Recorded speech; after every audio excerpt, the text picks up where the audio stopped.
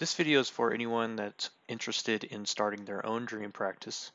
In this video, I'm sharing my personal dream practice as well as how I began to understand dreaming and how it applies to my life. And many people would consider dream practice very familiar to dream yoga. And particularly, I take my dream practice in the direction of having what I would consider shamanistic type journeys where I explore areas outside my body as well as internal exploration. So I started my dream practice as a young child, but I didn't necessarily think that I was experiencing a dream practice at the time. I was just having very detailed dreams as a child, and I would tell my family members about my dreams and started to realize that I was having lucid dreams as well.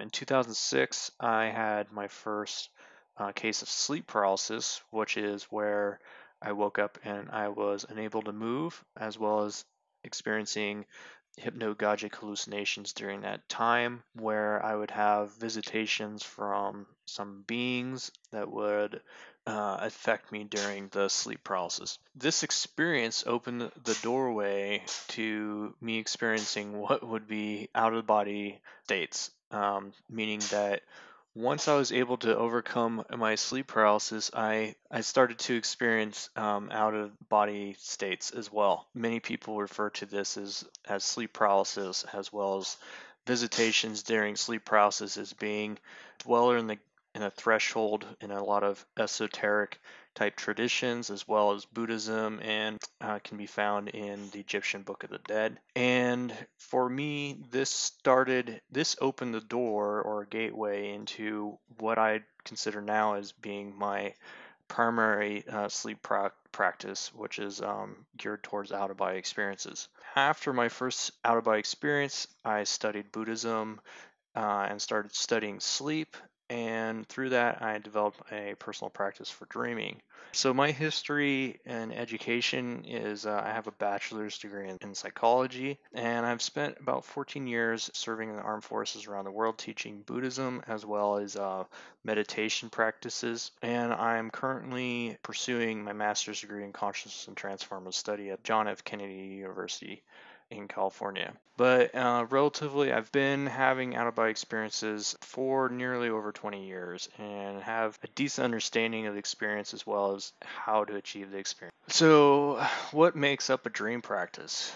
So, religion and philosophy is a primary. From that, for me, I put in Buddhism, mindfulness into my dream practice, as well as Tibetan dream yoga and shamanistic practices as well as energy work. So the Buddhism mindfulness, you could say that dream yoga is very close to this. Pretty much, you can also reference this to awareness training as well as reality checks. So I use those often in my practice, as well as Tibetan dream yoga. There's certain breathing techniques in Tibetan dream yoga that you can use to alter your consciousness while you're sleeping, as well as positions to sleep and different mindfulness techniques as well. Shamanistic practices are important in this area because it takes in a lot of work from shamans in Native American history as well as the South American shamans practices where they communicate with the other side, or when you have an out-of-body experience, you can communicate with beings as well as learn information through that type of practice. Energy work is also important when I developed my own personal dream practice, because with energy work, you can direct some of the energies to different areas of your body. And this is important when experiencing something like Kundalini awakening as well as dream practice, because energy is an important aspect of the awareness of your body as well as awareness of how state of mind you're in. Scientific research, I spend a lot of my time researching sleep phases, what's happening in those sleep phases, the processes that takes place in non-REM and REM, so that I can understand like the different types of dreams that are occurring and chemical electrical operations in memory. This is important because many aspects of dreaming are the many many problems in dreams are the ability to remember your dreams. So the ability to remember your dreams is super important so that you can actually build a sleep or a dream practice around that. Supplements, plants, and how they affect sleep. I spent a long time on this because certain supplements, as many people know, can affect your sleep and your memory and how well you can experience out-of-body experiences as well as lucid dreaming. Personal experiences that I put into my dream practices, what works for others so I can understand what people are experiencing around me and how they're experiencing so I can add some of those tools to my tool chest. Lucid dreaming, how I've experienced my own lucid dreams and reflection on that. Out of body experience is the same thing where I experience it and what I take from that and how I can use that to experience more out of body experiences or change something that needs to be done so I can experience maybe a different type of experience in there or continue forward deeper into the subconscious or the collective conscious, you could say. And then my research into consciousness, what I personally understand from consciousness as well as my education in it, kind of putting that to one personal experience because I have my own views on what consciousness is to me and what my consciousness is trying to communicate in the dream practice. Slide 4. So continue on to what makes up the dream practice. Practice understanding the dream and hear them for what they are. So what I mean by this is practice to understand the dream and what it's trying to tell you. As you can see in the next bullet there, and go more into that practice to understand what are they trying to tell us. So what is the dream actually trying to convey to the dreamer and to me so that I can understand what the message is. I also practice to know what is an out-of-body experience and how does it affect us. So with this, I mean, what is an out-of-body experience to me? How is it affecting me? And what am I trying to achieve in the out-of-body experience to kind of make it worth my time or to understand the experience? And as many people have said, and I can attest to this, that out-of-body experiences happen every night. We just don't remember them. So it goes on to play of the importance of memory and how important it is to have awareness training, things like that, that it can extend our memory capabilities in sleep. In the paragraph here, you see out-of-body experiences allow us to look inside ourselves, inside of everything that we know and understand, and then see something more. It's an exploration of the soul and mind at the same time. It's a connection to the unknown. This, I believe, is the highest level of exploration and a true adventure for each of us to have. It is also no wonder why we want to continue to go back and explore these realms in our mind and soul more. So, the reason I said that is because I truly do believe that out-of-body experience is possibly the highest level of exploration that we can have. I would not say that I had a religious experience until I had my first out-of-body experience because it was truly something that changed my entire life and who I am as a person.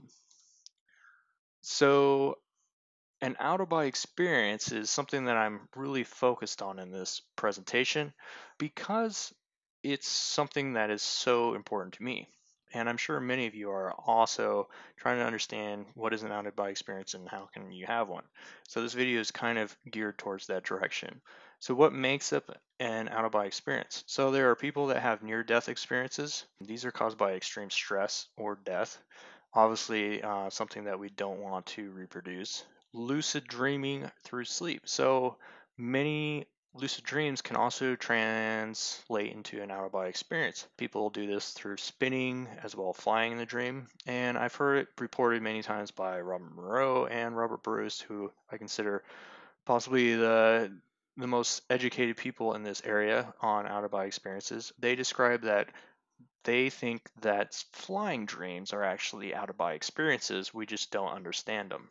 So that's very interesting to me. Hallucinatory induction with trance or plants. I have had experiences with ayahuasca as well as other hallucinogens, and I can attest that there is the possibility to having an out-of-body experience with those substances.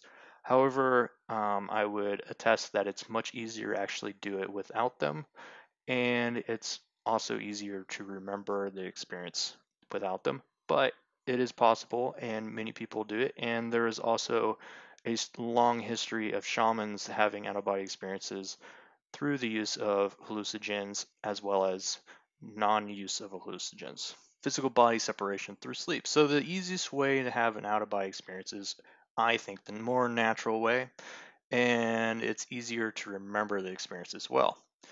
So out-of-body experiences are referenced in many different practices. Spinning, breathing, chanting, entheogens, which is hallucinogens, plants, can induce these intense states. So they're described as the sensation of physically separating from one's body, and often described as being more real than real, which often includes the observation of body outside the self as well. So what I mean by that is there are many definitions of what an out-of-body experience is. The reason for this is because it's so hard to describe. But the main thing that it's important to remember is that an out-of-body experience is often referred to as being more real than real, and the body being separated, or the person's perspective being separated from the body. Doesn't mean that you necessarily have to see your body, but there is a sensation of a separation from the body. So many religious practices take it taboo to practice out-of-body experiences. And I can tell you that throughout religious practices, many people, including people that were considered saints, were having out-of-body experiences. So in this example, we can see that this is an artistic depiction of one of the saints actually being able to transfer outside his body and visit people during sleep, as well as in jails, and help free people with this ability. So, do I physically think that he was able to go and help people? I don't know. But regardless, it was important enough to depict it in many religious depictions. We can also find many religious texts referring to out-of-body experiences as well. The why. Understanding why gives focus to goals. So in anything that we want to do in our lives, it's important to understand the reason behind it so that we can understand why we're trying to achieve this. What is the purpose behind our goal? And then we can build a plan on actually trying to achieve that goal. So are your goals apparent? So when you really start thinking about why you want to achieve an out-of-body state or have a lucid dream or anything like that, it's important to really look down into your reasons to understand, are your goals selfish, or are you do you feel that you're lacking something or anything like that? The reason is not because it's morally wrong to be selfish or trying to achieve some type of power or anything like that. It's just that as long as you're honest with yourself of what you're trying to achieve, it makes it a lot easier to achieve that. So before attempting an out-of-body state, I would often focus on the idea of obtaining knowledge. I want to understand all. See the underlying truth of all things. My experience in my out-of-body states with this goal in mind would often end in confusion. After some time, my goal changed from obtaining knowledge to simply listening to the experience. Before attempting an out-of-body state, I would often focus on the idea of obtaining knowledge. I wanted to understand all, see the underlying truth of all things. My experiences in my out-of-body state with this goal in mind would end in confusion. After some time, my goal changed from obtaining knowledge to simply listening to the experience itself rather than gaining something from it.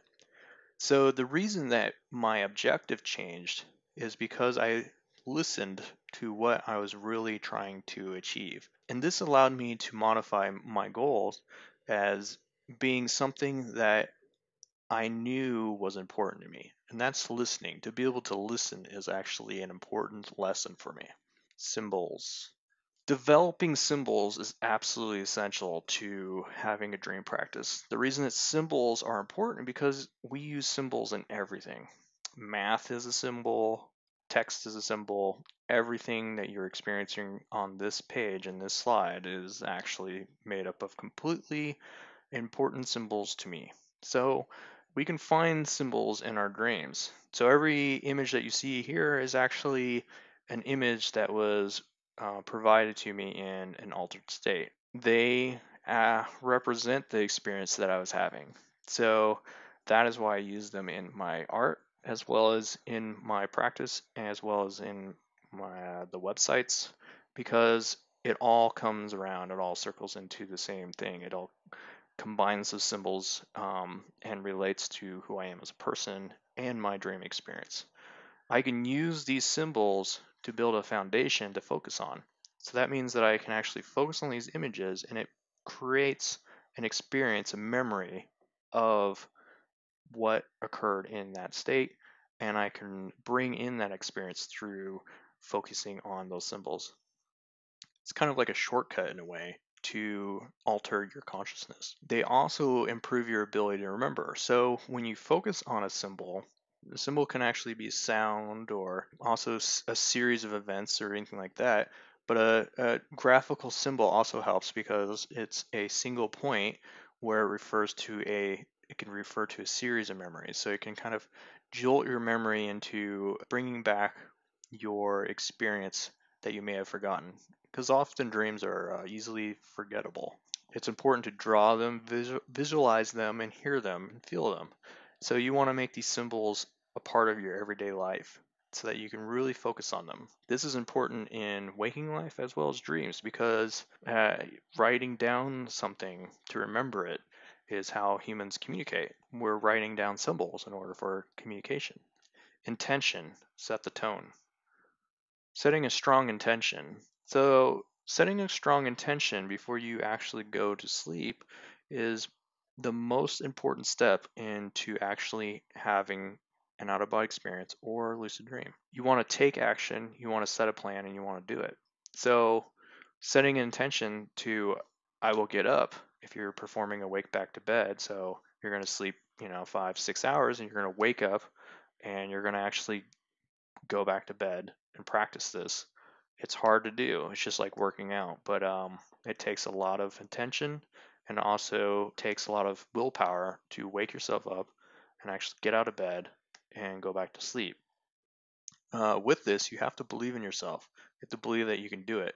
So say the words aloud. I can do it. Believe in yourself. Often I've heard that people with just setting the intention that they're going to have an out of body experience or a lucid dream, that was enough to actually produce the experience itself. Pretty powerful in that, I can say. So many times, even for myself, if I'm reading about having a lucid dream or I'm talking about it or just thinking about it and have the willpower of thinking that I will have an out of body experience or a lucid dream that night, I often actually have them more than not. So intention is key to having an out-of-body experience. Sleep, get enough rest. Quality is better than quantity. So it's important, first it's important to have a good night's rest. That's so your body's not exhausted, your brain's not exhausted, and it's more relaxed. Everything in here is about relaxation, focus, attention, things like that. And you can't do that if you're extremely tired and dead. So, quality sleep is better than quantity. What I mean by that is getting quality sleep, turning off your lights, clean your room, eat right, get exercise before, meditate, tell yourself it's time to go to bed. That way, you actually are prepared to go to sleep. Try not to do anything out of body experience related or lucid dreaming related. Just go to sleep. Relax. Allow your body to actually take care of itself. So once you actually get enough rest and you're not super exhausted, then you can actually do the real work. It's a common problem when people don't get enough rest and try to experience an out of body experience that they aren't able to actually achieve what they're trying to get. Performing the needed tasks required focus, relaxation, and the ability to keep your mind awake while your body goes to sleep. Though some people can naturally do this, most of us have to learn to be awake while sleeping, and this is nearly impossible when you're tired. So that's why it's so important to get rest, because keeping your mind awake while your body is asleep is key with out of body experience and is absolutely near impossible when you're actually tired, because your mind will just go to sleep as well as your body and then you lose consciousness. Wake back to bed. Wake up, go back to bed. So what we're talking about here is after you actually get enough rest, right? You're going to wake up after 5 to 6 hours of sleep. That way you're not tired.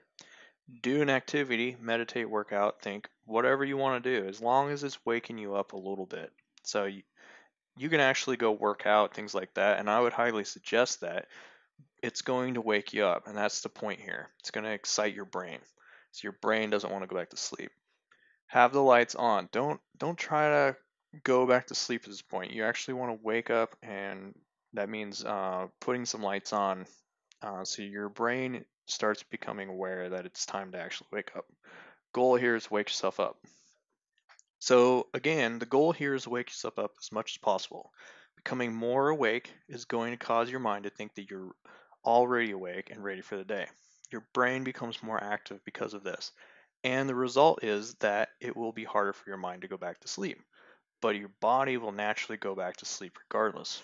The reason for this is because your body still thinks it's time to sleep, and that's natural through the circadian rhythm, things like that. But your brain is going to know that it's time to wake up.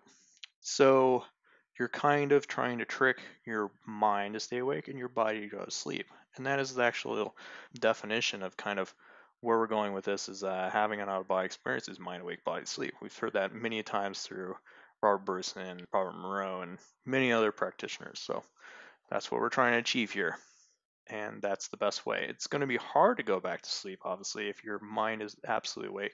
And that's why it's important to practice meditation, things like that, to be able to calm yourself down and actually go to sleep, even though you're very awake and aware when you're doing so. Intention, strengthen it. So lay down in bed as comfortable as you possibly can when you're going back to sleep. Think about your intention again as before. So you're thinking about what you're trying to do and why you're trying to achieve it, just like before. Clear your mind, focus on breathing on your heartbeat. That often helps, or nasal breathing, so you can actually focus on the point in your nose where air is exiting and coming back in your nose. That's a good way to perform a meditation, as well as the focus that you need in order to stay mind awake, body asleep. And also, a lot of do not expect, observe. So you're not trying to expect the sensations of having the experience itself. You're just observing these things happening. And the more you do that, the more you observe and not kind of like take part in the experience of the mind games, things like that, the more your mind will start thinking that it's asleep, but you'll still be aware. Your body also will much more easily go to sleep when you're relaxed, and relaxation is an important part to this. So again, do not expect, observe. The hardest part of having an out-of-body experience is because naturally we want to think, to expect, or try to guess what happens next. Our minds do not typically like to observe without thought. Here's the time to think of nothing. Even thinking about nothing is hard to do, but here again, we wanted to think about nothing. The exit, going into the void. The first steps into darkness. Odd sensations may be experienced once your body actually starts having these experiences of falling asleep with you being awake. Often people hear buzzing sounds. You can have sleep paralysis, which is where you can't move, but you're awake, so you actually feel paralyzed. You also may have the feelings of falling or floating. I often fall to my bed, and many people experience floating sensations of coming out of their body or floating around, things like that. Visitations and terror. So I often hear people talking, grabbing me, pressure on me as well, things like that. And those are actually pretty normal for people to experience when they're having an out-of-body experience. So I'm not going to get into the spiritual side of this, but the best thing that you can do if you do experience something like this is to ignore it, try not to fight it or anything like that, even though it can be terrifying. Fighting it is actually just going to cause it to get worse. Best thing to do is relax through the experience, and it will eventually pass and you'll be out of your body. The first step can be very disorientating and often scary for those who have never experienced this before. Frequently, I'd get visited by beings that are hard to describe. The best option when it comes into contact with them is to first do your best to ignore them. Over time, you can work on understanding them. So, what I mean by this is that over time, you can actually start to try to understand what these things are that you're experiencing or having visitations from, and you may learn something from that as well.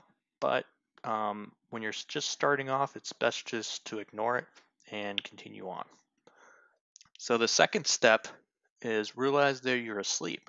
Move away from your body some. The further you move, the easier it seems that you don't get sucked back into your body. And now you can use voice commands and thoughts to travel. So you don't necessarily have to walk around or anything like that. You can actually use voice commands to teleport yourself to different areas, as well as thinking about moving somewhere. You can actually move there. You no longer have arms, body, legs, things like that, because you're your consciousness, so you can actually travel around freely however you want. Focus on your intention again. What are you trying to achieve, right? And you're on your way. So once you're out of your body, you can freely move around. Often I find myself unaware that I'm asleep, thinking I'm still 100% sure that I'm awake. But by flying and floating, which then I understand pretty quickly that I'm out of my body. The unknown. Meeting dream guides is absolutely one of my most favorite experiences in an out-of-body experience in lucid dreams is because I can learn from these things. Some other things that you can do in out-of-body experience is visit new places that you've never been. And there's tons of information out there of people that have experienced strange and amazing things when they're out of the body in places. Talk to strange creatures. I've definitely had conversations with creatures and beings that I don't fully understand, but regardless, I had the experience and I learned from it. And you can also learn about yourself. So you can have talks to your dream guides to understand more about who you are as a person, your consciousness, as well as possibly the collective unconsciousness of other people. A challenging thing for people to figure out is what is possible in out-of-body state. The reason for this is that everything is possible, and because of that, it's truly hard to understand what you want to do and to throw away preconceived ideas. This is why I spend so much time focusing on the why. So, I have experienced things that people have told me that are impossible. And so I wouldn't limit your ideas of what is possible in these states of mind by other people's experiences. I think it's important to have your own experience and learn what is possible from that. And then to continue to learn so you can experience more. Into the void, meetings. So, an example of dream guide experience that I had in a lucid dream actually is where I was, well, at first it was an out of body experience where I woke up in my bed and I didn't realize it, but I was actually out of my body. And I looked over the corner room and I saw a panda, and it was absolutely terrifying to me. When I woke up from the experience, I knew how funny it was because pandas are pretty much the most innocent creatures I could think of. After that, I started using the panda as a symbol and a way to communicate with myself. So every time I saw the panda, I would think, this is important, pay attention, or if I saw the panda, then I knew it was a dream guide. So it worked relatively well, and I started to learn a lot of information. This gave me wonderful insights into the understanding of my consciousness. Reflection, what happened. So when you do have the experience, or even don't, it's important to reflect on what happened. Spend time to reflect on the dream. Write it down in the dream journal. This is intention. Again, this is um, making the practice happen. By writing down your dream journal, you're not necessarily going to improve your dream recall, even though many people say it does. But what it does do is it allows you to focus on what is important. And obviously, dreams are important to you at this point. So that is strengthening your intention to have lucid dreams and remind yourself in your brain that is important to you. Draw your symbols and meditate on them. So make sure to draw pictures if you're artistic, or even not. You can draw stick figures, things like that. I've done definitely my share of stick figures and horrible sketches of dream characters or whatnot. But I think that the symbols that I drew in my dream journal were some of the most impactful throughout the years because it really gave me a sense of reflection on what the experience was like in a different way than normal text symbols do. The best way to understand your dreams is to reflect on them. And even if you don't have a lucid dream or anything like that, or even remember your dream, it's important to write down your reflections of that so you can improve on it in the future and also understand where your mind is at this point in time so that you can understand what is important to you. Learning what was learned. Overcoming your fears. So, often in sleep paralysis with out of body experiences, you can learn a lot about fears and how to overcome them. You can also understand what is consciousness to you, what is a religious experience. Do you want to continue having out of body experiences, or is this just too much for you in this state of mind? So, there is much to be learned from having an out of body experience. This is not the end. So dream practice is about a practice. It's not about an end to the practice. There's no ending to your practice. It's only improvement over time. Dreams take practice. Dream practice takes practice. This is not something that is a one-stop shop that's gonna just cure you and it's going to happen to you every time. This, if you stop practicing your lucid dreaming or out of body experiences, it very well could go away. And it's happened to me and other people many times in their lives where they just get too busy with life and these things kind of get pushed to the side. So you want to continue your practice. You want to continue to do the things that we discussed in this video and continue to learn more about yourself through the experience itself. It's an adventure, right? It's not something that you're not looking towards the end of completing the adventure. It's the experience itself is the adventure. Future reading. So if you're interested in reading about what I studied in sleep, as well as there's a number of different guides on my website at taileaters.com or taileater.com will take you to the same site. And you can learn about how to have out-of-body experiences there, as well as detailed processes that I've taken and other people have to get out-of-body experiences if this guide didn't help you enough. You can also learn about sleep hygiene, lucid dreaming. There's an extensive guide in there, as well as an extensive guide on lucid dreaming supplements to maybe give you a little bit more to get you over a hump if you have something like that that will allow you to have your out-of-body experiences and focus more. Also, there's a great number of books and guides on dreamstudies.org, which is produced by Ryan Hurd, and he is a professor at John F. K. University in sleep psychology, and he's been studying lucid dreaming, sleep, and many different types of dream phenomenon for over 25 years. He is excellent and well researched in his information.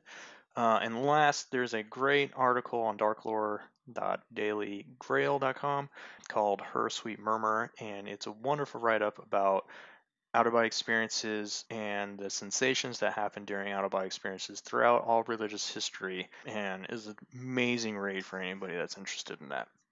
So I hope that you learned a great deal of information from this, and I look forward to hearing from your experiences as well as expanding on this topic yourself so you can give me some feedback on improving this guide, as well as some questions or ideas that you have to maybe improve other people's experiences as well.